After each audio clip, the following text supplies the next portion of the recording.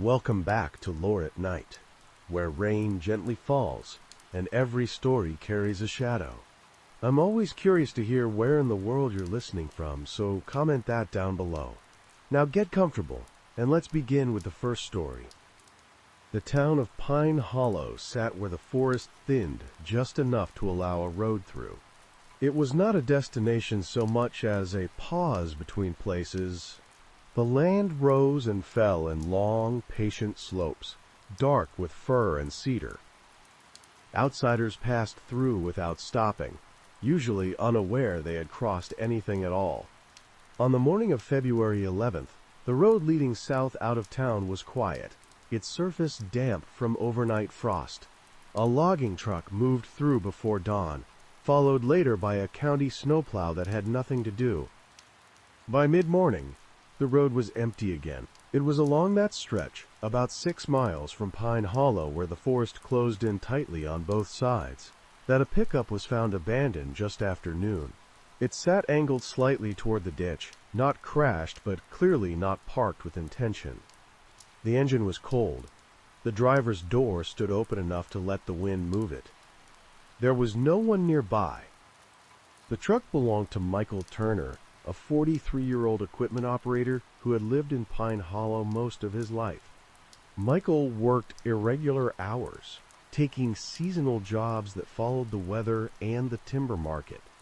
He was known as steady, quiet, and self-contained.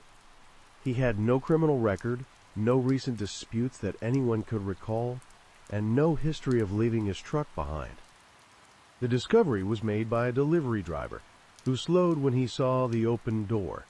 At first, the driver assumed a mechanical issue. After waiting several minutes without seeing anyone return, he called it in.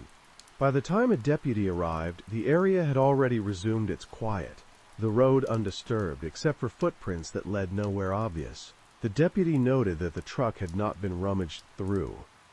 Tools were still in the bed, arranged with the familiarity of someone who used them daily. Inside the cab, Michael's phone was missing, but his wallet remained tucked between the seats. There were no signs of a struggle. The ground showed only shallow impressions near the door, softened by melting frost. Michael had been last seen the evening before at the gas station in Pine Hollow, buying fuel and a sandwich. He had spoken briefly with the clerk, nothing unusual.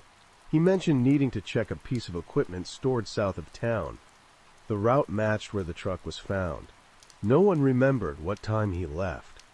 When deputies went to Michael's house that afternoon, they found it locked, his dog inside and restless, food untouched since the night before. The house showed no disturbance. His boots were missing from the entryway, but his heavier winter coat hung where it always did. By evening, word had spread through Pine Hollow in the way it always did, not through announcements, but through pauses in conversation and unexpected visits. People stood longer than usual at the gas station counter. Trucks idled outside the post office. The idea that someone could simply vanish along a road everyone had driven countless times settled uneasily over the town. Search efforts began the next morning. Volunteers walked the tree line along the road, moving slowly through brush and shallow ravines. Deputies extended the search deeper into the forest, following logging spurs that cut away from the main road and disappeared into second-growth timber. Nothing was found. Michael's family arrived from nearby counties, bringing with them a sense of urgency that Pine Hollow itself rarely displayed. They spoke with investigators, retraced Michael's routines, and returned again and again to the site where the truck had been left. Each visit raised the same unanswered question. Why there? The road itself offered no clear explanation. It was not especially dangerous, not prone to accidents or sudden drop-offs. There was no nearby water, no steep embankment hidden from view. If Michael had stepped away from the truck intentionally, it was unclear where he would have gone or why. As days passed, attention shifted from the forest to Michael's life. Investigators learned that he had recently taken on extra work, traveling farther than usual for short-term jobs.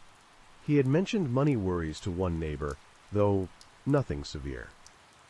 He was not known to gamble, drink heavily, or involve himself in disputes. His routines were repetitive and predictable, shaped by the demands of physical work and long drives. There was one recent change, subtle enough that it did not stand out at first. Michael had begun storing equipment at a private yard south of Pine Hollow, a place owned by a man named Thomas Reed. Thomas ran a small salvage operation, buying old machinery and parts, dismantling what he could resell, and scrapping the rest. His yard sat at the end of a gravel road that branched off not far from where Michael's truck was found. Thomas was known in Pine Hollow as a practical man, older than Michael, with connections that stretched back decades. He had lived in the area longer than most and owned land that others passed through without thinking. When deputies spoke with him, he confirmed that Michael had stored equipment there and that he had expected him the night before. Michael never arrived. The yard was searched with permission.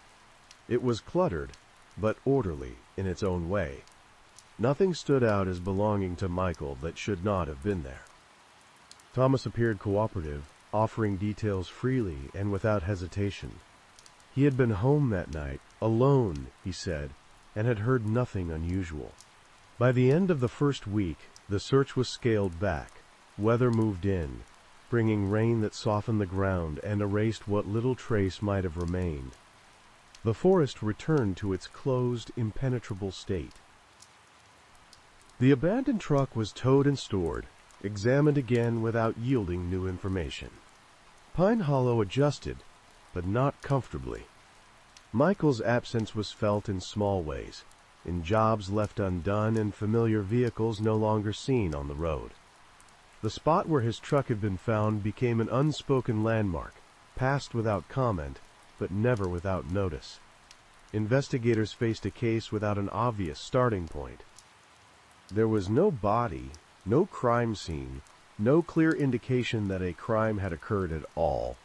Yet the certainty grew quietly among those involved that Michael Turner had not simply walked away. The road south of Pine Hollow remained open, carrying logging trucks and delivery vans as it always had. But the question lingered, unresolved and pressing, suspended between the trees. What had happened in that narrow stretch of forest, and why had it left nothing behind? By the third week, the disappearance had settled into a quieter phase, marked less by active searching and more by review. Investigators returned repeatedly to what little evidence they had, examining it from angles that felt increasingly narrow. The truck became the center of this effort. It was processed again, this time with greater patience than expectation. No blood was found. No fibers stood out as foreign. The tires showed normal wear, their treads consistent with the road surface. The fuel tank was half full. Attention turned to timing. Michael's phone records showed that his last outgoing call had been made shortly after leaving Pine Hollow, a brief check-in with a foreman about equipment availability the following week. The call ended several miles before the location where the truck was found. After that, there was nothing. The phone never connected to another tower. It was not powered off in a way that left a trace. It simply stopped registering. This absence suggested proximity. Whatever had happened to Michael occurred within a limited stretch of road, one that investigators could walk in an afternoon yet could not meaningfully exhaust. The forest offered too many hiding places, too many ways for something to be concealed without effort. Each logging spur represented a path that might never be fully traced. As the investigation progressed, deputies began mapping Michael's recent movements more closely. They learned that his work had taken him to multiple private properties south of town, places where informal agreements were common and paperwork was minimal. Equipment was loaned, stored, and repaired with handshakes rather than contracts. These arrangements had worked for years, built on familiarity and mutual need. They also left little record. Thomas Reed's salvage yard emerged again in this review, not as a suspect but as a location of interest. It was the last place Michael had mentioned intending to visit. The yard sat just beyond a bend in the road, accessible by a gravel track that cut into the trees. Deputies walked the length of that track, noting how easily a vehicle could leave the main road without being seen by passing traffic. The trees were dense there, the ground uneven and littered with debris from years of dismantling machinery.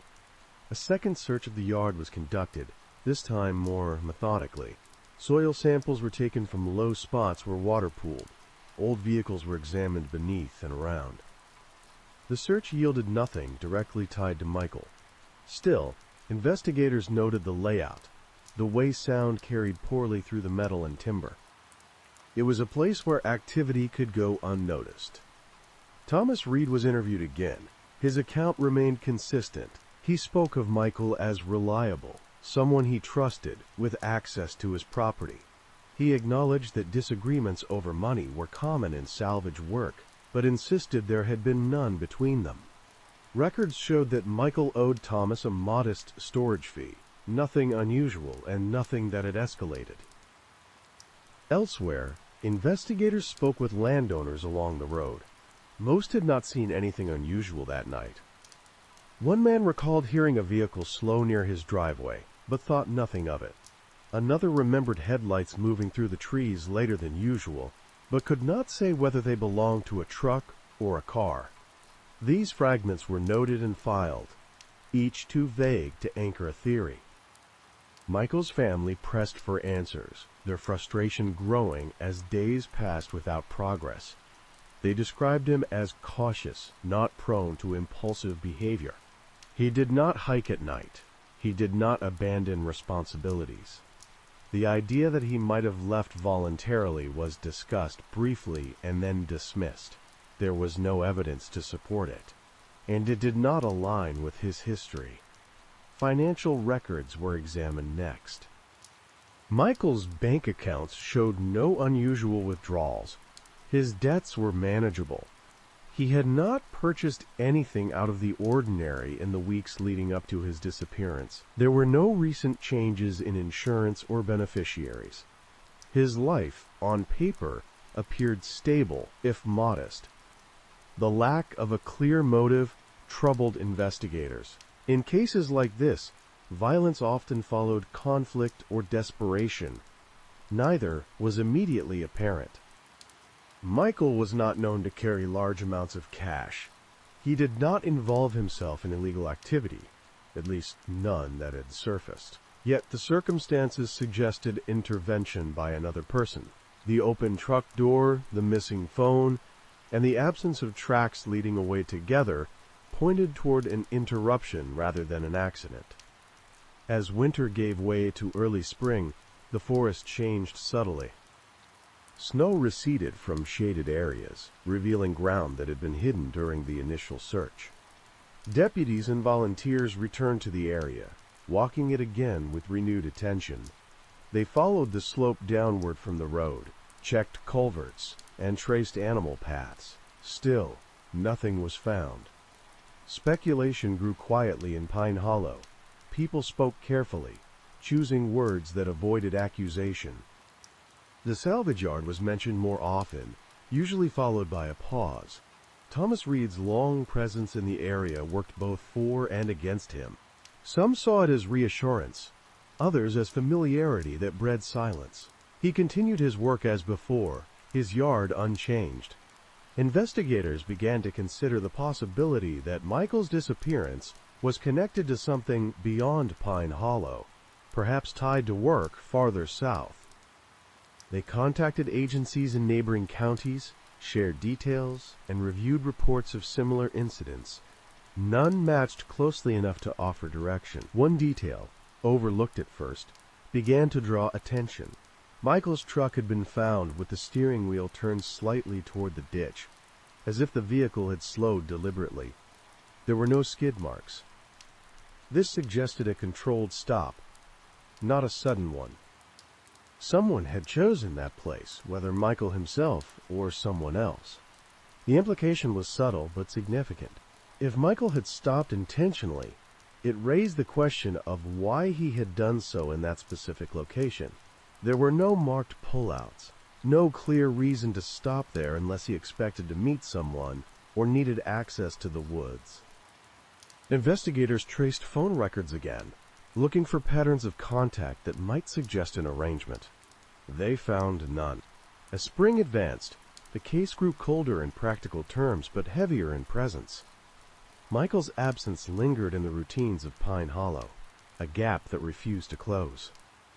Investigators continued to work, constrained by the same limited facts, aware that resolution would require either a discovery or a shift in perspective that had not yet come. The road south of town remained unchanged, its surface drying under longer days.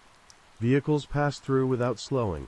Somewhere along that stretch, a decision had been made, one that left no trace and no witness willing or able to explain it. The investigation pressed on, aware that time was eroding what little evidence might still exist, and that whatever truth lay hidden was doing so with increasing ease. By late spring, the investigation had settled into a rhythm shaped by repetition and restraint. There were fewer active leads and more reconsiderations of what had already been gathered. Each detail was revisited with the awareness that its meaning might change when placed beside something new. Investigators were no longer searching broadly. They were narrowing, though without certainty about what they were narrowing toward. The focus returned again to geography. The stretch of road where Michael's truck had been found was examined not as a single point, but as part of a wider pattern. Deputies mapped lines of sight, noting where headlights could be seen from nearby properties and where the forest blocked visibility entirely. They measured distances between driveways, logging spurs, and service roads.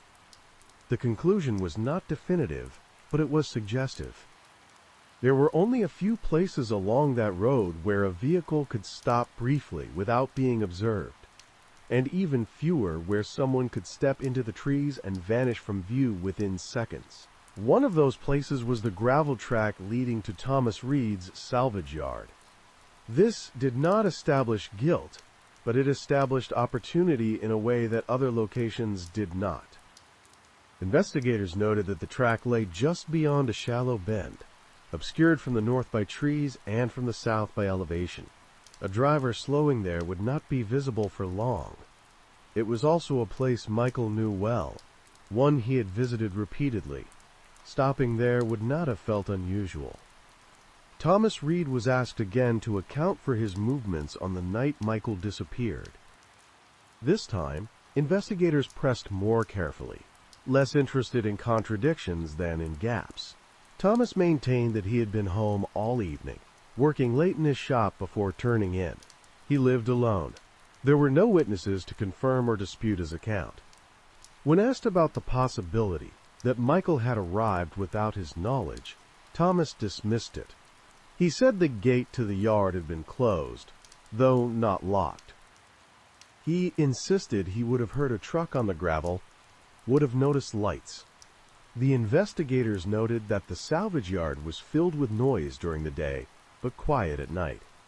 Sound should have carried. Whether it always did was harder to say. Records from the salvage business were reviewed. They were sparse, but not deliberately so.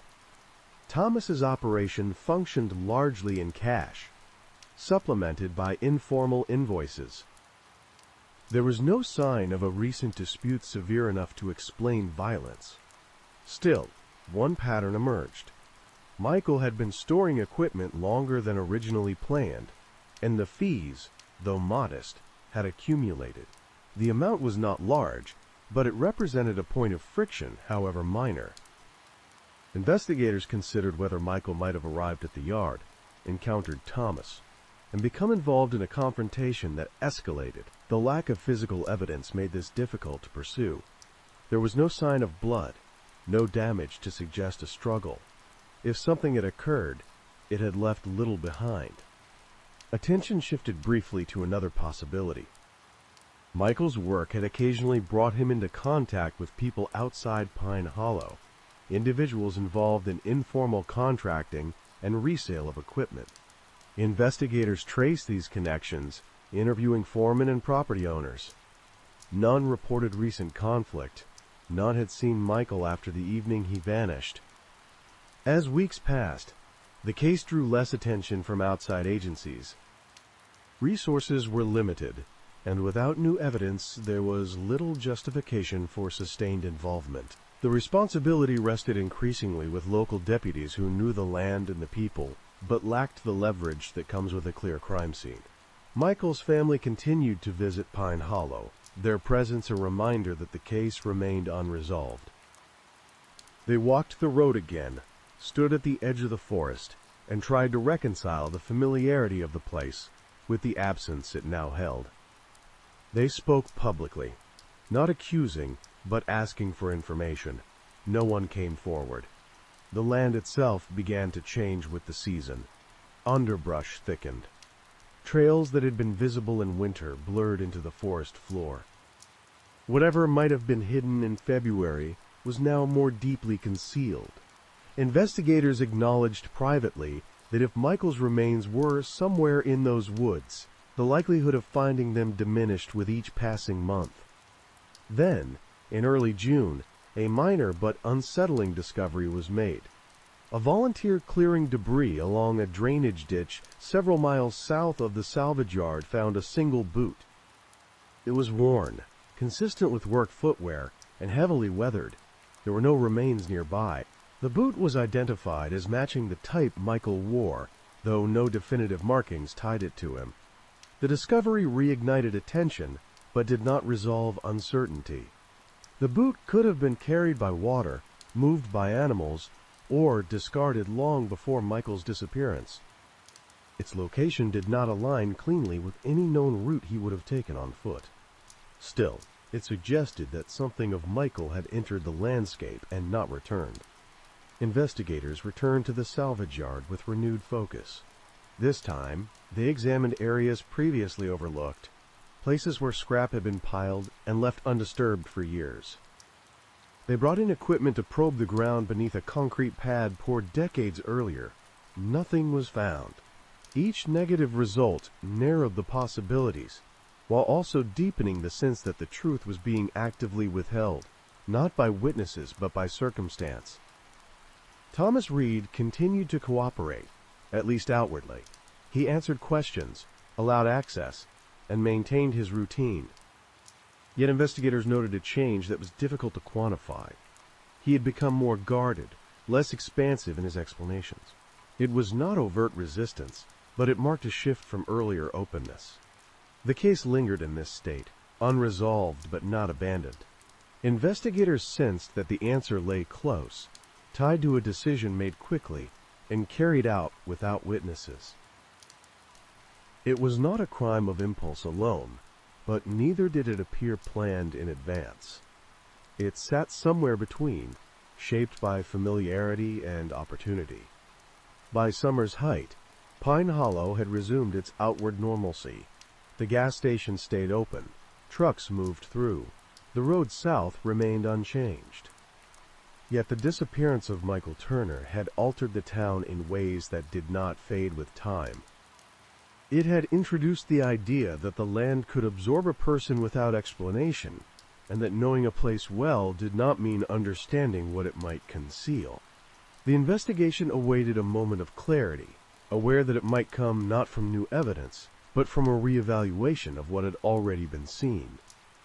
Until then, the forest held its silence, and the road continued to offer no answers. The break in the case did not come through discovery in the forest or confession under pressure. It came quietly, through accumulation, when the remaining possibilities had narrowed enough that absence itself became meaningful. By late summer, investigators had returned once more to the salvage yard, not to search for Michael, but to understand Thomas Reed. They examined his history in the region with greater depth, tracing not just ownership records, but patterns of behavior that extended back decades. What emerged was not a history of violence, but of containment. Disputes were resolved privately. Debts were handled without intermediaries. Problems were kept on his land and off the record. Former associates described Thomas as someone who did not escalate matters unnecessarily, but who also did not relinquish control once it was challenged. He was not prone to anger, but he was deeply resistant to being crossed. These descriptions did not implicate him directly, but they reframed earlier assumptions.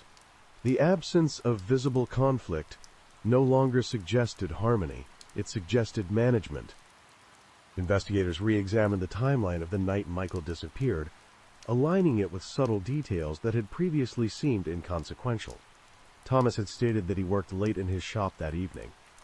Utility records showed a spike in electricity use during the hours in question, consistent with welding equipment being operated. This alone was not unusual. What stood out was that similar usage had not occurred on comparable nights before or since. Attention turned to the concrete pad behind the main shed, poured years earlier to support heavy machinery. Ground-penetrating scans conducted earlier had shown nothing conclusive, but the data was reviewed again by a different analyst. This time, a slight irregularity was noted along one edge of the pad, an area where the density beneath differed from the surrounding soil. It was subtle, easily dismissed in isolation, with probable cause established through cumulative inconsistencies rather than a single revelation. Investigators sought permission to excavate. The request was narrow, specific to the area of interest. Thomas Reed did not consent. The warrant followed. The excavation began at dawn, deliberate and slow. The concrete was cut and removed in sections. Beneath it, the soil appeared disturbed, not recently, but not as old as the rest of the yard either. A few feet down, investigators uncovered fabric. Then, bone. The remains were identified as Michael Turner's through dental records. The cause of death was blunt force trauma to the head, consistent with a single, forceful impact. There were no defensive injuries. The forensic assessment suggested a confrontation that escalated quickly and ended abruptly. The reconstruction that followed was careful, grounded in physical evidence and reasonable inference rather than speculation. Michael had driven to the salvage yard that evening, likely to check on his equipment, as he had told the gas station clerk. He had pulled off the road at a familiar point and entered the yard. A dispute occurred, likely over the stored equipment or the accumulated fees. It was not planned. It did not involve weapons brought to the scene. It ended with a fatal blow delivered in close proximity. Faced with the immediate reality of what he had done, Thomas Reed chose concealment. The salvage yard provided both the tools and the isolation needed. The burial beneath the concrete pad was not an act of foresight, but of necessity, a decision made under pressure and executed with the means at hand. The welding activity that night, once ordinary, now took on context. Thomas was taken into custody without incident. He did not offer a public statement. During questioning, he acknowledged his role without elaboration, providing confirmation rather than explanation. There was no attempt to reframe the event or assign blame elsewhere. The account aligned closely with what investigators had already determined. The case concluded without extended proceedings. The evidence was sufficient. The narrative was complete. Michael Turner's disappearance, long suspended between accident and uncertainty, was resolved as a homicide rooted in familiarity and proximity rather than malice alone. Pine Hollow absorbed the outcome with quiet finality. There were no public demonstrations, no visible rupture. The salvage yard was closed. The concrete pad was removed entirely.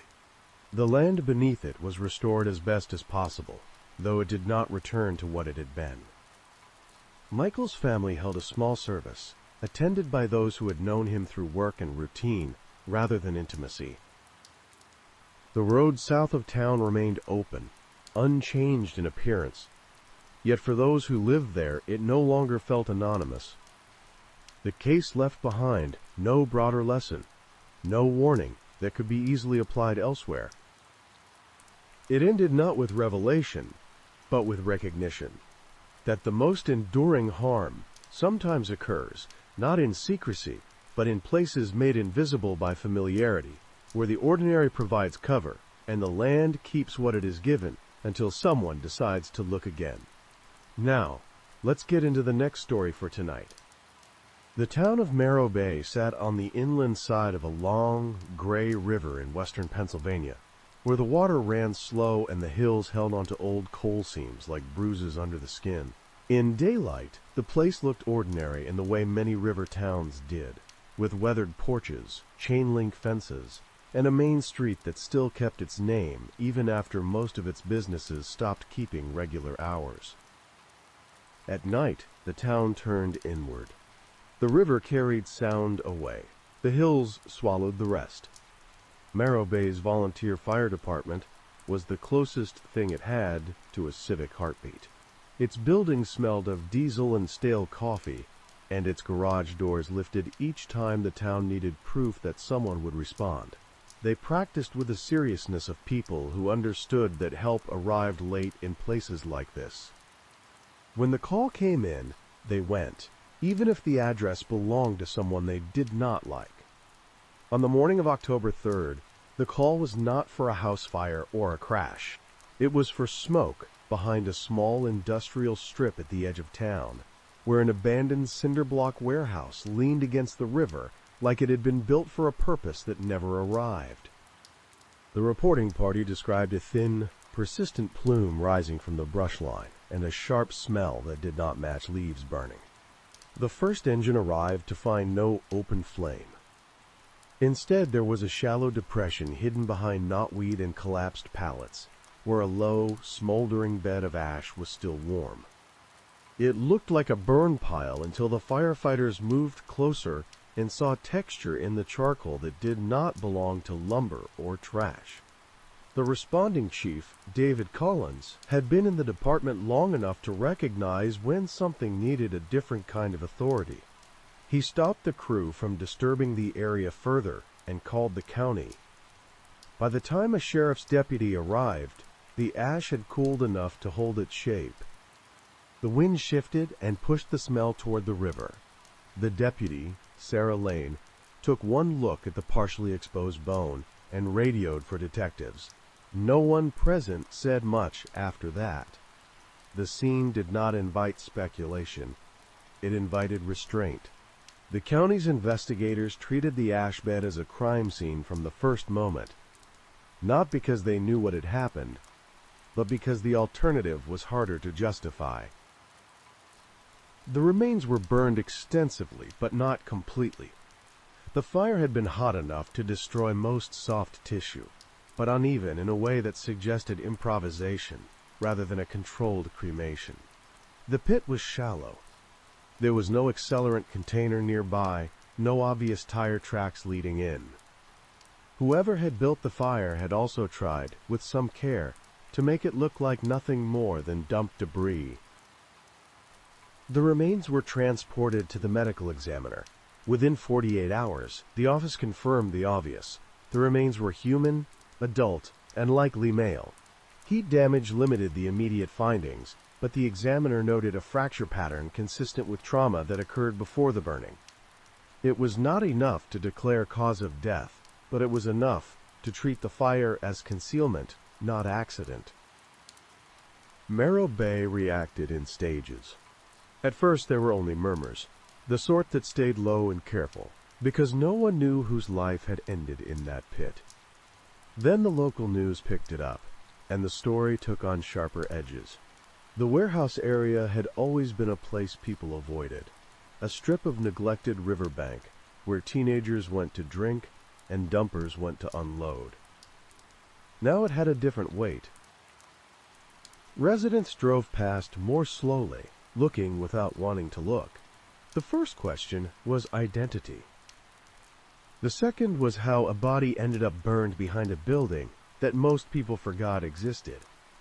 Detectives began by treating the burn site as a destination rather than an origin. If the death had occurred there, there would likely be more evidence.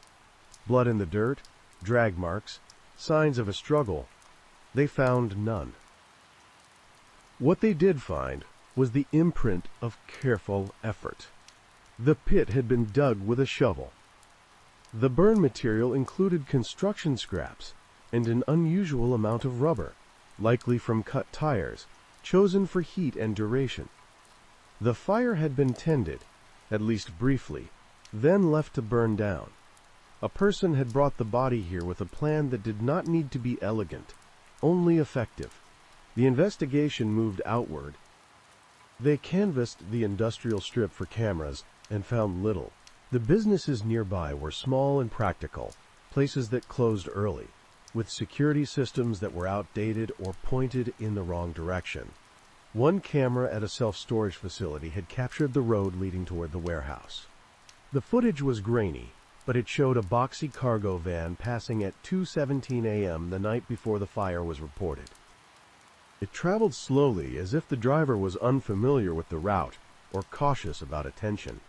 The license plate was unreadable. The van's shape, however, was distinct enough to matter. Detectives asked whether anyone in Morro Bay owned a van like that. In a town where vehicles tended to be old and recognizable, the question produced several names within a day. One belonged to a contractor. One belonged to a church. One belonged to a small-time scrap hauler named Mark Bennett. Mark Bennett was 46, known locally for taking odd jobs that involved hauling away what other people did not want to handle.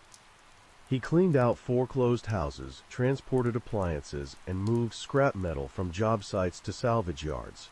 He did not have a formal business. He had a phone number, a van, and a reputation for being available at inconvenient hours. Mark lived on the north side of town in a rented duplex with an overgrown yard. When detectives approached him, he seemed more irritated than afraid. He acknowledged driving his van at night frequently. He denied being near the warehouse. He described his schedule as inconsistent, but not secretive. He allowed them to look at the van. The cargo area smelled of rust and gasoline, consistent with scrap hauling. There was no obvious sign of recent cleaning, which investigators found neither reassuring nor alarming. Someone trying to conceal a crime might clean thoroughly. Someone acting impulsively might not. Either way, the absence of visible evidence meant little this early. The detectives moved on.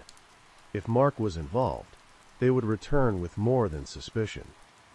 While the forensic work continued, investigators compiled a list of missing persons in the county and surrounding areas. Morro Bay itself had no active missing person report that matched the preliminary details. That did not rule anything out. People in towns like this disappeared into other towns for work, for relationships, for trouble. Still, the absence forced the detectives to consider another possibility. The victim might not be local. The next lead came from an unexpected source. A state trooper stationed along the highway 30 miles east had recently responded to a report of a stolen utility trailer. The trailer had been taken from a roadside equipment yard, the sort of theft that usually fed the scrap trade.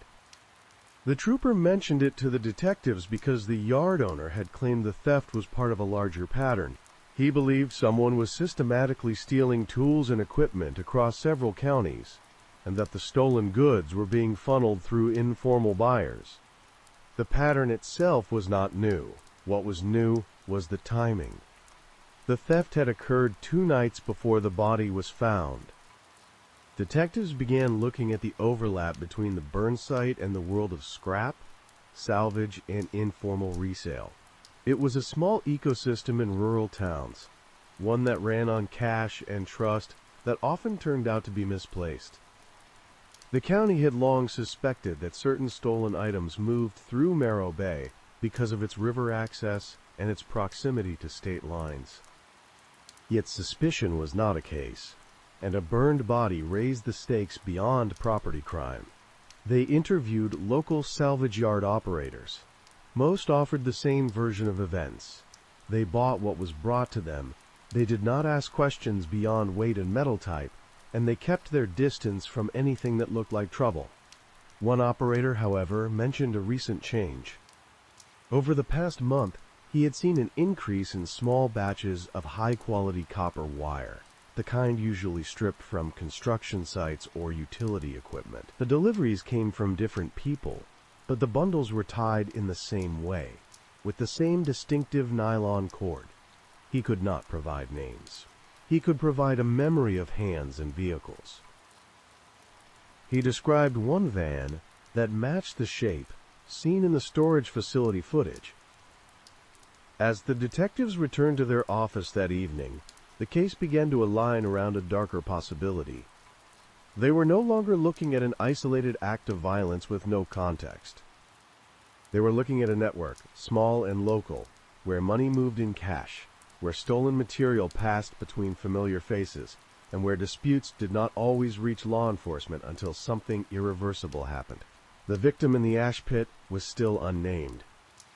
Yet the circumstances suggested he had been involved in something that made him both disposable and dangerous, either as a partner who became a threat, or as an outsider who got too close to the wrong transaction. In Morro Bay, the river continued to run slow and indifferent. The warehouse remained what it had always been, a neglected block of concrete at the edge of town. But after October 3rd, it became something else as well. A place where someone had tried to erase a person with fire, and where the ash line, once exposed, refused to disappear. The medical examiner's early findings did not provide a name, but they did provide a direction. The fracture pattern suggested a strike delivered with enough force to overwhelm reflex and resistance. The heat damage obscured finer indicators, yet the overall picture leaned away from a death that happened by chance. The burning, too, was not random. It was an act that required time, materials, and willingness to stay near something most people could not tolerate. Investigators treated the burn site as the final chapter of a longer sequence. That meant the first step was not to ask why a body was burned behind an abandoned warehouse. It was to ask where the person had been before he reached that pit, and who had reason to move him there. The county's missing person review expanded beyond official reports. Detectives contacted neighboring jurisdictions and requested recent calls for welfare checks, domestic disturbances, and unresolved missing adults who had not been formally entered into national systems. They pulled jail rosters and recent hospital intakes, looking for names that had abruptly stopped appearing in the small bureaucratic loops that, in rural areas, often served as the closest thing to a paper trail. They found one name that stood out, not because it matched physical description, but because the circumstances were unusual. Ethan Price, 32, had been reported missing by his sister in a town 2 counties south. Ethan had worked intermittently in construction and demolition. He was described as restless, often between jobs, and recently involved with people who traded in tools and scrap. The report was filed 4 days before the burn pit was discovered. The last confirmed sighting placed him near the state line, not far from Morro Bay. The detectives did not assume they had their victim. They simply added Ethan Price to the center of their board, a point of reference that might prove wrong but could also give shape to the investigation. They began tracing Ethan's known contacts. His phone records, obtained through legal process, showed a familiar pattern of short calls and intermittent gaps, typical of someone who moved between temporary work and informal arrangements. Yet one number appeared repeatedly in the week before he went missing, with several calls late at night. That number belonged to Mark Bennett. Mark's earlier interview, with its broad denials and generalized routine, did not hold much weight now. The detectives returned to him with a narrower set of questions and a clearer timeline. Mark admitted knowing Ethan, framing the relationship as casual and transactional. He described Ethan as someone who called about jobs, scrap runs, and quick cash opportunities. He continued to deny being near the warehouse. He insisted the calls were about work and nothing else. The investigators did not confront him with the storage facility footage immediately. They watched for inconsistencies and noted what he volunteered. Mark's account placed him at home during the early hours when the van was seen on the road. He described a night that sounded uneventful and undisturbed. Then they asked about copper. In Morro Bay and its surrounding counties, copper was a commodity that bridged petty theft and serious conflict.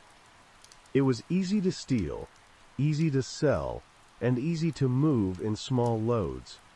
It also attracted attention because it connected directly to public infrastructure. Missing copper from job sites could be absorbed as a cost of doing business. Missing copper from utility equipment created outages, public risk, and harsher law enforcement response. Mark acknowledged handling copper occasionally, mostly from legitimate sources, he claimed. He dismissed the idea of systematic theft. He denied any involvement in a wider pattern. The detectives left without an arrest. They had no forensic link, no physical evidence that placed Mark at the burn pit, and no witness statement that could withstand scrutiny. But they now had a relationship between Mark and a missing man whose timeline fit the discovery. The next step was the salvage yards. Investigators approached the salvage economy in Morro Bay with a mix of patience and pressure. They understood that many transactions were not documented well, but they also knew salvage operators kept records when it protected them. They requested purchase logs, receipts, and surveillance footage from the past month. Some yards complied readily, others complied slowly, forcing subpoenas. The most useful information came not from documents, but from repetition. Multiple salvage workers described similar deliveries, tight bundles of stripped copper tied with nylon cord, brought in by different people who shared one trait. They looked like they did not belong in legitimate construction work. They carried themselves as if they expected to be questioned and had practiced not showing it. A yard outside Morro Bay provided footage of one such delivery. The camera angle did not capture a clear face, but it captured the vehicle. A boxy cargo van with a dented rear panel. The van backed into the scale area, and a man unloaded wire bundles from the cargo bay. The footage was not conclusive evidence of theft or violence, but it was another pin in the same map. Investigators compared the van's shape, damage, and rear door configuration to Mark Bennett's vehicle. The details aligned closely enough to justify a deeper search. They obtained a warrant. The search of Mark's duplex and van was conducted with careful documentation, a response to the reality that cases built on circumstantial patterns often collapsed under sloppy procedure. The van was towed to an impound lot and examined. The duplex was treated as a potential evidence site, not a crime scene, and investigators proceeded accordingly. Inside the van, they found what they expected: scrap metal fragments, old tools, wiring insulation, stained tarps. In the cargo bay, beneath a layer of loose debris, they found nylon cord matching the kind described by salvage workers. They also found a pair of heavy work gloves with heat damage along one edge, as if they had been exposed to a sustained high temperature. Neither item proved murder. Both suggested proximity to a burn. In Mark's duplex, they found more. A roll of plastic sheeting, partly used, stored in a utility closet. A shovel with soil packed into the blade. A receipt from a hardware store for 2 bags of quicklime purchased the day after Ethan Price was reported missing. Quicklime had legitimate uses. It also had a reputation, deserved or not, for disposal. The detectives treated it as one more thread, not as proof. The most significant discovery was digital. Mark kept an old smartphone in a drawer, separate from the phone he carried daily. It was powered off and cracked. Its data, recovered by analysts, showed location history that placed it near the abandoned warehouse late at night on October 2nd, then near the river access road behind the industrial strip, and then back toward the north side of Morro Bay. Mark's earlier claim that he had stayed home began to look less like casual denial and more like intentional misdirection. Still, the investigators were not ready to conclude that Mark had acted alone or that the burn pit was his idea. The pattern of copper deliveries, The Stolen Trailer Report and the cross-county movement suggested a small group, loosely organized, operating on opportunity and shared risk. Violence in such groups often came when risk shifted, when someone threatened exposure, when a deal went wrong, or when paranoia hardened into certainty. To understand motive, investigators needed to understand the structure of the operation. They reviewed the Stolen Trailer Report again and traced where equipment might flow after theft. They found that certain items, generators, power tools, spools of wire, were likely sold quickly to informal buyers rather than salvage yards. That meant there were intermediaries, people who specialized in moving goods quietly before they ever reached a legitimate scale. One name surfaced repeatedly in those informal channels: Caleb Morgan, a 39-year-old who lived outside Morro Bay on a rural property near the river. Caleb had a history of theft-related charges, none recent enough to keep him incarcerated. He was known locally for reselling tools and equipment through online listings and flea markets. Several witnesses described him as careful, disciplined, and unwilling to take risks he could not control. Caleb also owned a cargo van similar to Mark's, though in better condition. Investigators sought a warrant for Caleb's phone records and began discreet surveillance. They watched his property from a distance. They noted visitors arriving late, staying briefly, leaving with loaded trucks. They saw a consistent rhythm: transaction, departure, silence. As the pieces began to settle, the case shifted again. It was no longer only about identifying a burned body. It was about mapping a small, invisible economy that had grown confident in its ability to operate without interference. The body in the ash pit suggested that confidence had been tested, and that someone had responded by eliminating a liability rather than adjusting behavior. At the end of October, the medical examiner made a formal identification. Dental comparison confirmed the remains as Ethan Price. The detectives now had a name, a timeline, and a growing network of connections. What they did not yet have was a clear narrative of how Ethan Price moved from being a participant in local hustles to becoming ash behind a warehouse. They also did not yet know who delivered the final blow, and whether the burning was meant to protect one person or many. They understood, with the kind of clarity that arrives when a case turns from abstract to personal, that someone in Morro Bay had decided Ethan Price could not be allowed to exist anymore.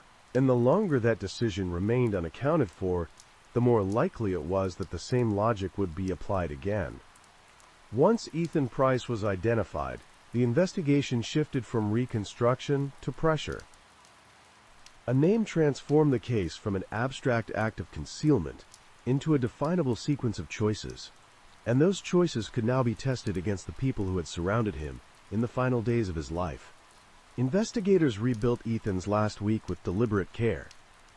They tracked his movements through phone pings, financial records, and the informal testimonies of people who operated on the margins of legitimate work.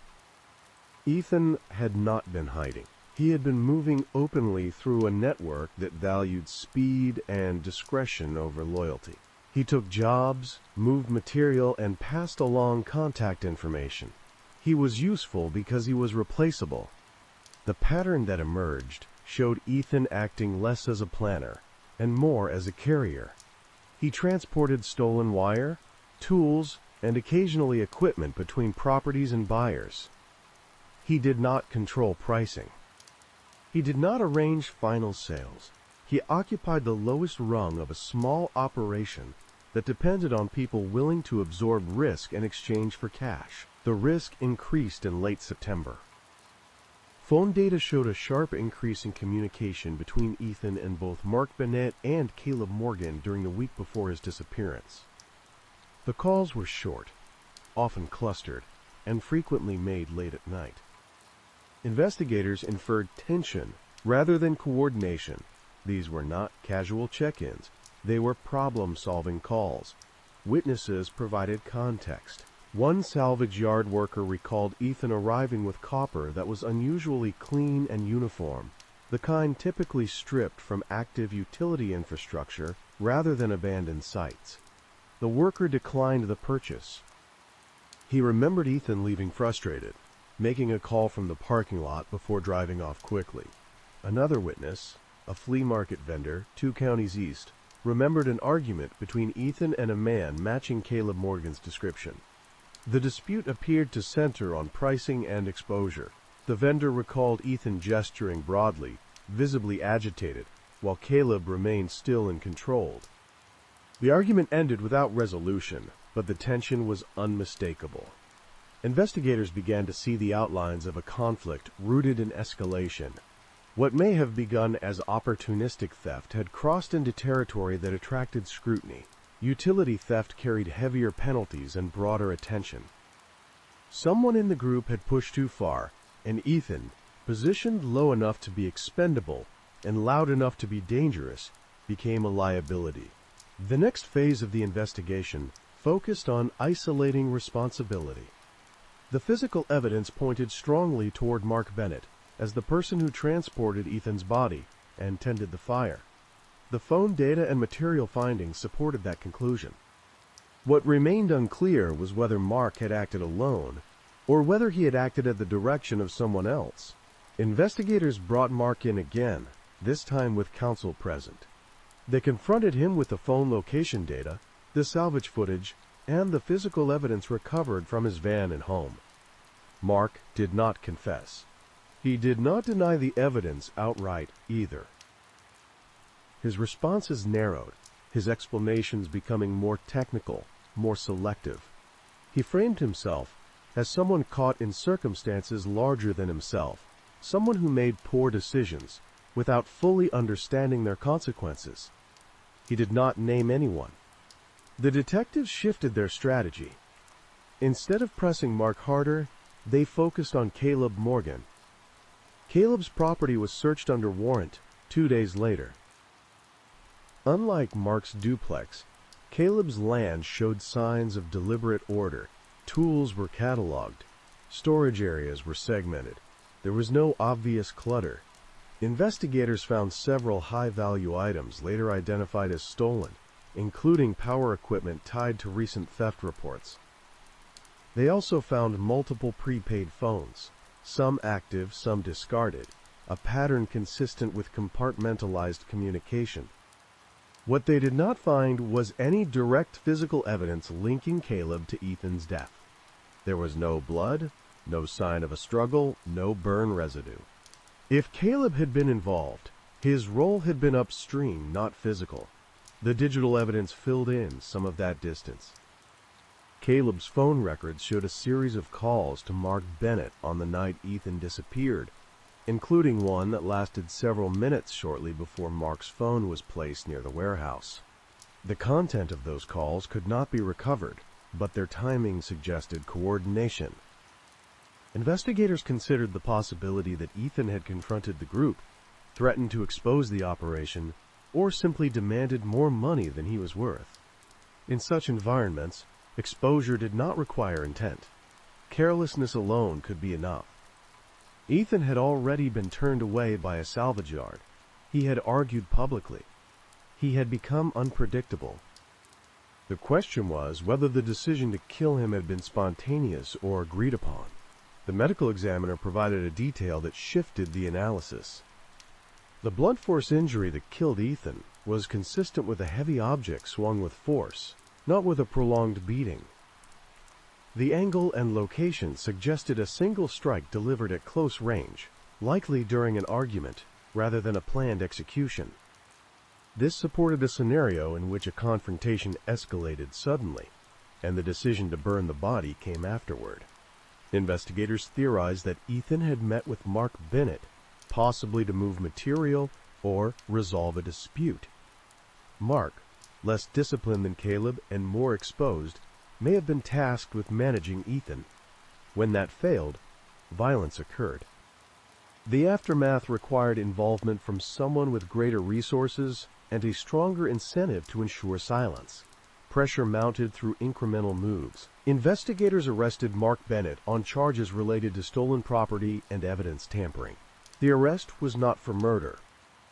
It was designed to isolate him, limit his communication, and force him to confront the possibility that he would carry the full weight of the case alone. While in custody, Mark's behavior changed.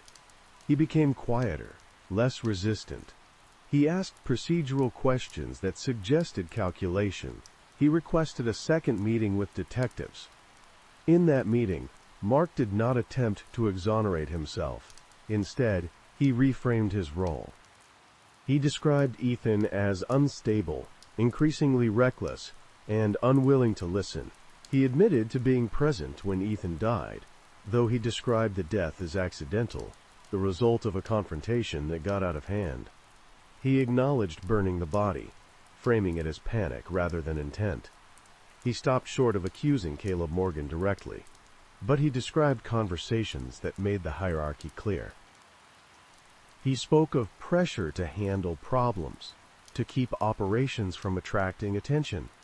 He described an understanding, unspoken but firm, that mistakes would not be tolerated. Mark's account was incomplete, but it was enough. Investigators compared his statements with existing evidence and found alignment where it mattered. They used it to seek additional warrants, to refine timelines, and to approach Caleb Morgan with a case that no longer relied on implication alone. Caleb was arrested 2 weeks later. The charges reflected his role: conspiracy, trafficking in stolen property, and felony murder, under the theory that Ethan's death occurred in furtherance of an ongoing criminal enterprise. Morro Bay responded with a subdued reckoning.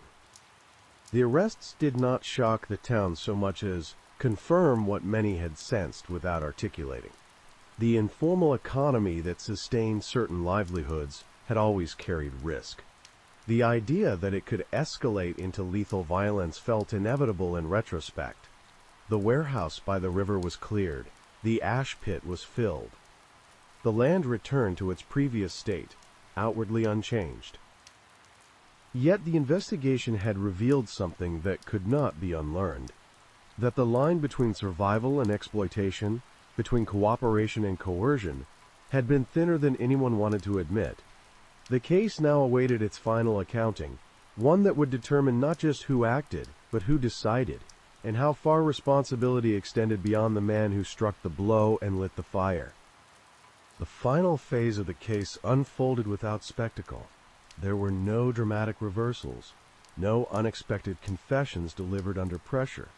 What followed instead was a steady tightening, as each remaining uncertainty was addressed not with revelation, but with confirmation. Prosecutors approached the case with caution shaped by its vulnerabilities.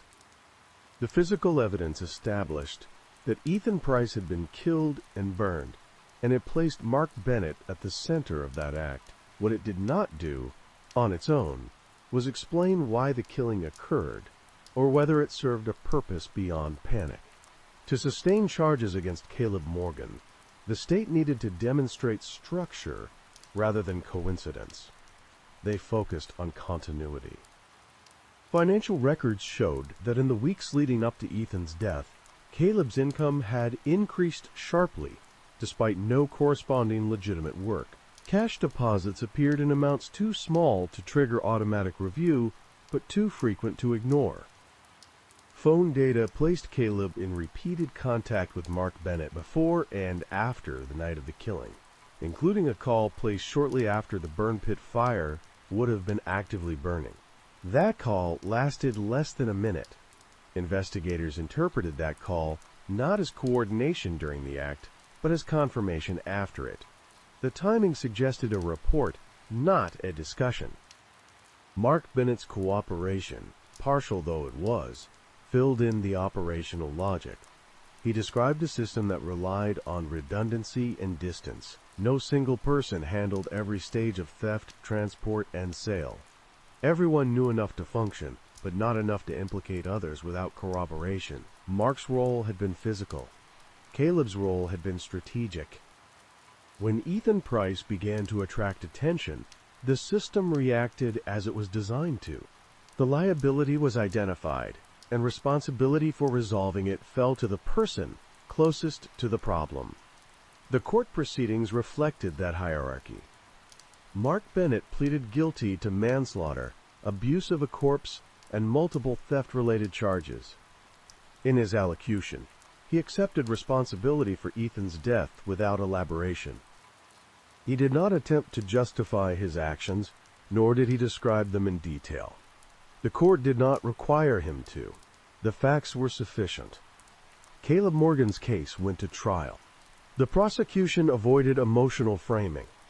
They did not depict Ethan as innocent or Caleb as monstrous. Instead, they presented the structure of the operation, step by step, showing how thefts were coordinated, how goods were moved, and how disputes were managed. They argued that Ethan's death was not an anomaly, but an outcome made possible by a system that prioritized control and concealment over consequence. The defense countered by isolating the act. They argued that Mark Bennett had acted alone, driven by panic and personal conflict.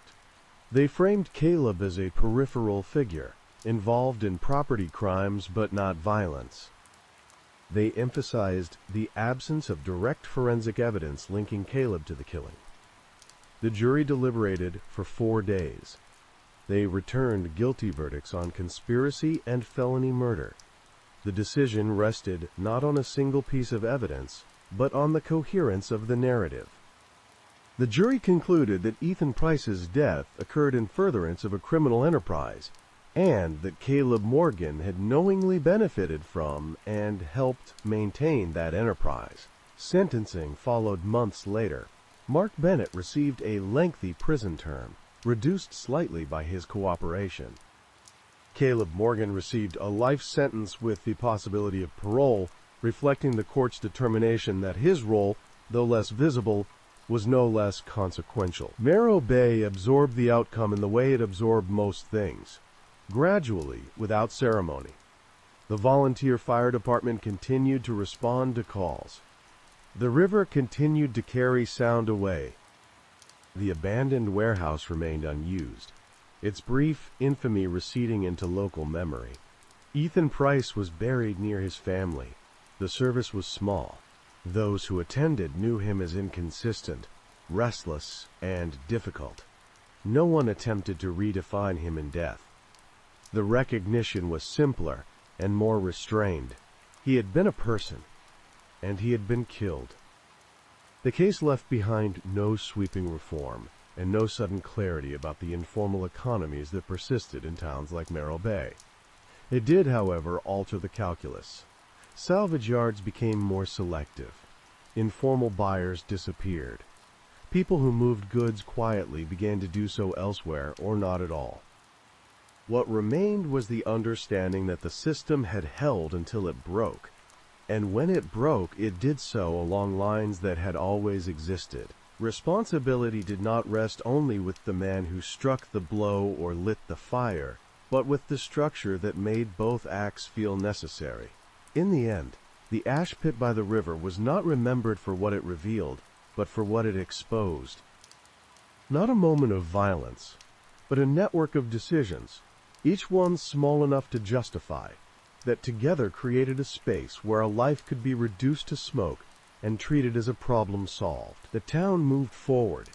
The river kept moving, and the structure, dismantled piece by piece, left behind only the absence it had once tried so carefully to erase.